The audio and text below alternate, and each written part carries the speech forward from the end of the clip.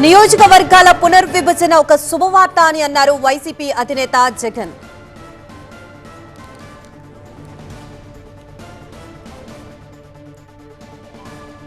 దీని ద్వారా కార్యకర్తలకి మరిన్ని పదవులు వస్తాయన్నారు. మహిళలకి రిజర్వేషన్లు కూడా పెరుగుతాయని అన్నారు. తమ పాలనలోనూ మహిళలకి పెద్దపీట వేశామన్నారు.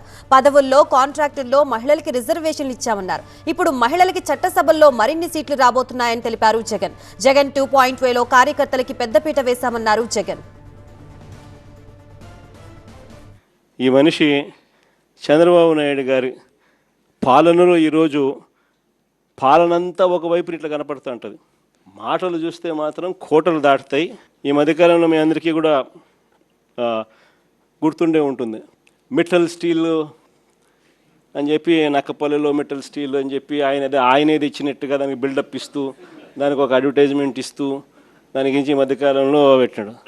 నాకు ఆశ్చర్యం అనిపించింది. అసలు అయ్యే చంద్రబాబు నాయుడు క్రెడిట్ చోరీకైనా క్రెడిట్ దోపిడీకైనా ఒక హద్దు పొద్దు ఉండాలి. ఇదే మిట్టల్, ఇదే ఆదిత్య మిట్టల్ అనే ఇదే మిట్టల్ వాళ్ళు నేను డావోస్ 2022లో డావోస్ పోయినప్పుడు నన్ను కలిసినారు. కలిసి వాళ్ళు అప్పట్లోనే గ్రీన్కో ప్రాజెక్టులో దాదాపుగా 4,800 కోట్ల రూపాయలు కర్నూలులో కడతా ఉన్న పంప్ స్టోరేజ్ ప్రాజెక్టులో భాగం తీసుకొని గ్రీన్కోలో 4,800 కోట్ల రూపాయలు పెట్టుబడులు పెట్టడానికి ఆ రోజుట్లో డావోస్లో అప్పుడే నా సమక్షంలోనే అవగాహన కుదురుతుంది.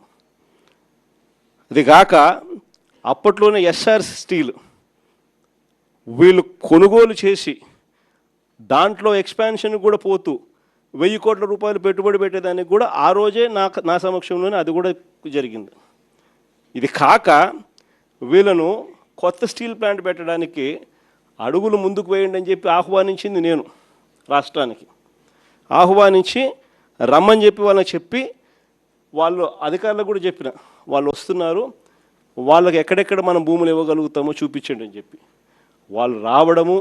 మన అధికారులు ఫస్ట్ కాకినాడ SCZలో భూములు చూపించినారు. తర్వాత మూలపేటలో వీళ్ళు రావడానికి భూములు చూపించారు. తర్వాత నక్కపల్లిలో మన హయాంలోనే వీళ్ళకి భూములు చూపించినారు. చూపించిన తర్వాత నక్కపల్లిలో వీళ్ళు ఎన్నికలకు మునిపే రావడము, నక్కపల్లిలో భూములు కూడా చూసుకోవడము, భూములు వాళ్ళకు నచ్చడము, అక్కడ ఆల్రెడీ అప్పటికే APIC భూములు మన దగ్గర ఉన్నాయి. ఆ భూముల్లో నుంచి వీళ్ళకి 2,200 ఎకరాలు మనం అప్పటికే సూత్రప్రాయంగా వీళ్ళకి ఇవ్వడం కూడా జరిగింది. సూత్రప్రాయంగా ఇచ్చేదానికి అడుగులు ముందుకు కూడా వేశాం. ఈ లోపల ఎన్నికల కోడ్ వచ్చింది.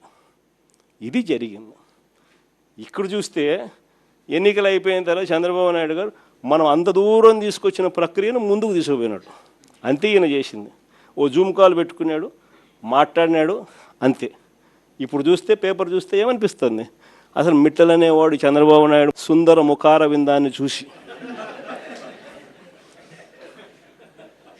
వచ్చినట్టుగా బిల్డప్. ఆ గూగుల్ కూడా అంతే. అప్పుడు కూడా అంతే. అదాన్ని తీసుకొచ్చింది మనం, గూగుల్ను తీసుకొచ్చింది మనం. ఏదన్నా చూసుకో.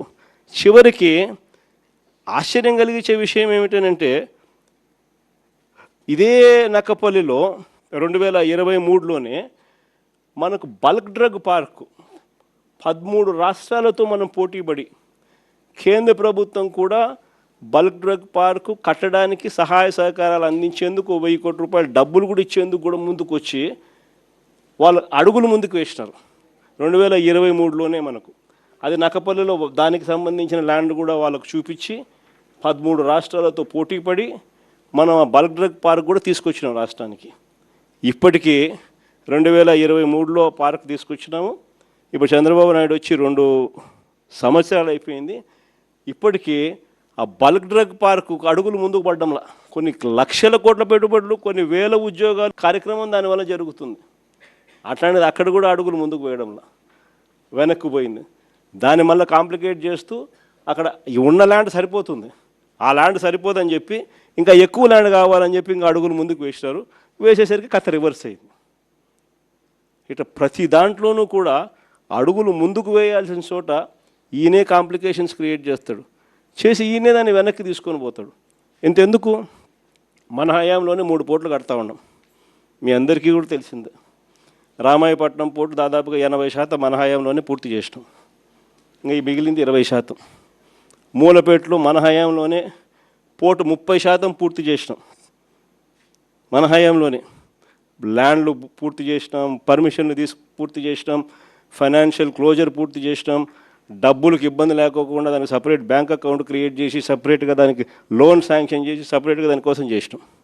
మూలపేట అయినా, రామాయపట్నం పోర్ట్ అయినా, లేదా మచిలీపట్నం పోర్ట్ అయినా. మచిలీపట్నం కూడా 30% పూర్తి అయిపోయింది మన హయాంలోనే. ఈ రోజుకి 2 ఏళ్ళు అయిపోయింది. అన్ని చోట్ల పనులు ఆపేసినాడు. వీళ్ళకి సంబంధించిన వాళ్ళకి సబ్ కాంట్రాక్టులు, వీళ్ళకి సంబంధించిన వాళ్ళకే వాళ్ళని తప్పించి కాంట్రాక్ట్, వీళ్ళకి సంబంధించిన వాళ్ళకి కాంట్రాక్టులు ఇప్పించుకోవడంతో కనీసం అదన్న పనులు జరుగుతున్నాయంటే లేదు, అది కూడా అయిపోయినా. ఏమంటే తొందరగా పని అయిపోతే జగన్ క్రెడిట్ వస్తుంది కాబట్టి పని ఆపు. పనులు ఆపి ఆడ చుట్టుపక్కల భూములు మళ్ళా వీళ్ళ మనుషుల చేత కొనుగోలు చేయించే కార్యక్రమాలు మచిలీపట్నంలో వాళ్ళు మొత్తుకుంటున్నారు. ఉన్నదానికి ఆల్రెడీ ల్యాండ్ ఇచ్చినాం, ఆల్రెడీ పోర్టు జరుగుతూ ఉంది. చెన్నైలో పోర్టు ఎన్ని ఎకరాల్లో ఉంది చెన్నైలో పోర్టు? ఇక్కడ వీళ్ళకు 2000 ఎకరాల్లో పోర్టు కడతారు, పైన ఇచ్చినాం. పోర్టు కడతా ఉన్నారు, ఆపేసినాడు. ఇంకా ల్యాండ్ అక్విజిషన్ చేయాలంట. వీళ్ళ బినామీలందరినీ పంపించినాడు, భూములు కొనుగోలు చేసే కార్యక్రమం చేస్తూ ఉన్నాడు. దాని తర్వాత దాన్ని మొదలు పెడతాడంట. ప్రతి అడుగులోనూ కూడా నాకేంది అనే పద్ధతిలో రాష్ట్రాన్ని దోచుకోవడంతోనే ఈరోజు ఎక్కడ చూసినా కూడా అడుగులు జరగబడుతున్నాయి. ఇలాంటి వాతావరణంలో రేపొద్దున 2029 ఎన్నికలు జరగబోతున్నాయి. ఇంకా మీ అందరికీ కూడా ఇంకొక శుభవార్త ఏమిటి అని అంటే, రాష్ట్రంలో సీట్లు కూడా పెరుగుతున్నాయి. 175 కాస్త 263 స్థానాలకు ఏకంగా 50% పెంచి 263 స్థానాలకు పోతున్నాం. పార్లమెంటు స్థానాలు కూడా 25 నుంచి ఏకంగా 38 స్థానాలకు పార్లమెంటు స్థానాలు కూడా పెరుగుతూ ఉన్నాయి. ఎస్సీ ఎస్టీ రిజర్వ్డ్ సీట్లు కూడా 50% పెరుగుతున్నాయి. మహిళలకు 33% పూర్తిగా ఒక చట్టం ప్రకారం ఒక హక్కుగా ఈరోజు మహిళలకు 88 అసెంబ్లీలో 88 సీట్లు, పార్లమెంట్లో 13 సీట్లు ఈరోజు మహిళలకే ఈరోజు అందుబాటులోకి వచ్చే కార్యక్రమం జరుగుతూ ఉంది.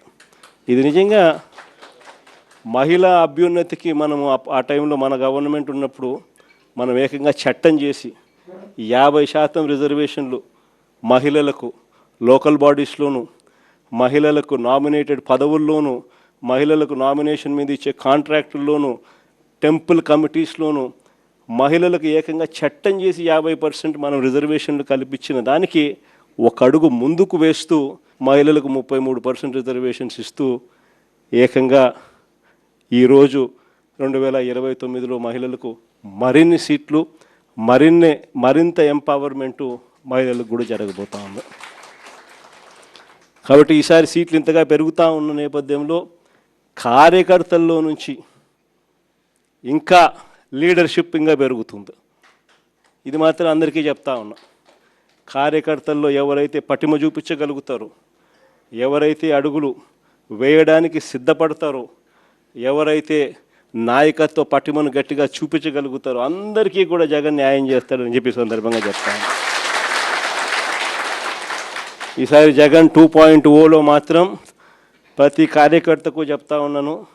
బహుశా మనం అధికారంలోకి ఉన్నప్పుడు కోవిడ్ ఉన్నది, మనం అధికారంలో ఉన్నప్పుడు 2 సంవత్సరాలు కోవిడ్ లాంటి విపత్కర పరిస్థితులు ఎప్పుడు ఎదుర్కొని పరిస్థితుల మధ్య బహుశా కార్యకర్తలకు అనుకున్నంత పేరుకు బహుశా నేను న్యాయం చేయలేకపోయి ఉండొచ్చు. పాలన మీద ఎక్కువ ధ్యాస పెట్టాల్సి వచ్చింది, బట్టల మీద ఎక్కువ ధ్యాస పెట్టాల్సి వచ్చింది. కాబట్టి బహుశా అంత ఎక్కువగా చేయలేకపోయి ఉండొచ్చు. కానీ జగన్ 2.0లో మీ అందరికీ కూడా భరోసా ఇస్తా ఉన్నా. జగన్ 2.0లో ప్రజలకు మంచి చేయడమే కాకుండా కార్యకర్తలకు మంచి జరుగుతుంది అని ఖచ్చితంగా చెప్తా ఉన్నా. ప్రజలకు జరిగే మంచి కూడా కార్యకర్తల ద్వారా మీ ద్వారానే జరిగించే కార్యక్రమం కూడా జరుగుతుందని కూడా చెప్తాను. కాబట్టి ఖచ్చితంగా రాబోయేది మంచి రోజులు. చూస్తా కన్ను మూసుకొని కన్ను తెరిచేసరికి 2 ఏళ్ళు అయిపోయింది. ఇక మిగిలిండేది కేవలం 3 సంవత్సరాలు. ఈ 3 సంవత్సరాల్లో కూడా ఇంకా 1.5 సంవత్సరం ఇలా గడిచిపోయింది అని అంటే ఆ తర్వాత ఎలాగో చివరి 1.5 సంవత్సరం నా పాదయాత్ర కూడా ఎలాగో జరుగుతుంది. ఆ తర్వాత చంద్రబాబు నాయుడు ప్రతిరోజు సినిమా చూపించే కార్యక్రమం ప్రతిరోజు కూడా జరుగుతుంది.